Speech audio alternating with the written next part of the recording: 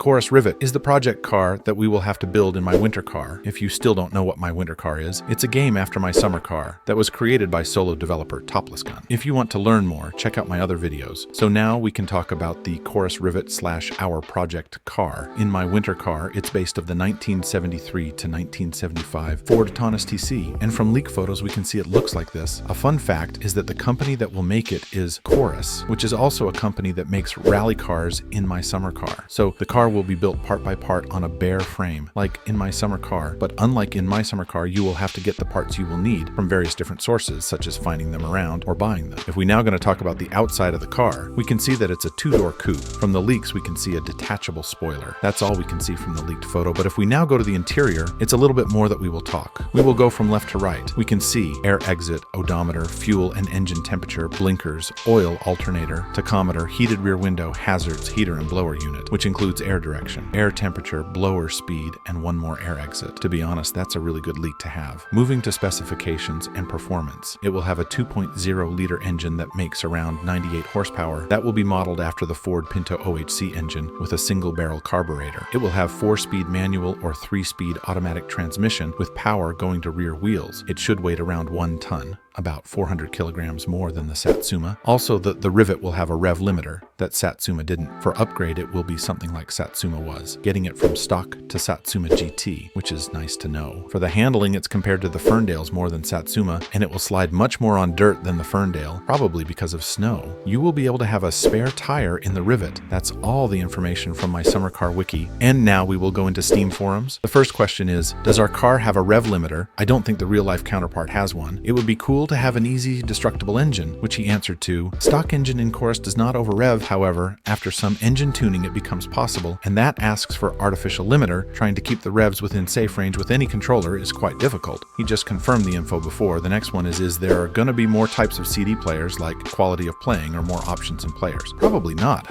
One type of CD player is fine, but it might not be similar as in MSC. Will the players have to fix the heater themselves, or will it be possible to do it through Flattari? If the heater unit breaks down, you just replace it. In start of the game, Rivett going to be with some parts in body, or it's going to be fully naked car body, just a body shell, and maybe dozen of random parts. Then we have another bunch of questions about Rivett's engine. Will we be able to get a cool rocker cover for the Rivett like the Satsuma GT cover with the name of the brand? Yes. How many valves per cylinder? 2. Will nitrous be back? Yes. Will the cylinders have animation? Yes. Will we have to install a speedometer cable for the speedometer to work? Probably not. The cable stuff gets so complicated so quickly, so I try to avoid those. But clutch will have a cable. I really like those one. Also, if you are new to the channel, please subscribe, as it's motivate me to make more videos like those. I'm uploading weekly, so make sure to turn the notifications on too, so you don't miss any of the upcoming bangers. Moving to the question about Rivett's similarities with the Taunus. Will the parts from different years, for example the changed gear ratios in the transmission, be sold at the flea market? Yes. Is our player's car before or after the facelift? There are no facelift versions with Rivett, only some different parts depending on the trim options. Can we switch between the grills? Yes. Could that be randomized in the VIN if the car is 1972 and older, or 1973 and newer? Yeah, the manufacturing year is randomized, and the funny thing is that only the oldest models can be registered as a museum vehicle. It's exciting to see the level of detail going into the Rivett from the real Ford Taunus. The next questions about the car are, will the Rivett come with different interior colors? I don't know yet. Probably not, but not out of question. Of course you can customize it like an MSC. Will there be more installable interior parts for the Rivett? There is more parts in Rivett than in Satsuma. I am not sure what the question actually was. What would be the Rivett's optional trim level? Would it be the GXL? I haven't decided yet. Have to come up with something cool. Will we have an optional vinyl roof for the bow for the Rivett? No. The Rivett seems to offer a great balance of customization options and added features, while still maintaining a focus on realism. Next question about the car is, I was wondering if the Rivett will be more balanced and less likely to make the power numbers we made with the Satsuma. It's been a long time since I had stock-built Rivett, but it topped around 140 kilometers per hour. Stock versions of these cars perform quite the same. Have to remember that Rivett is a lot heavier car than Satsuma. Also,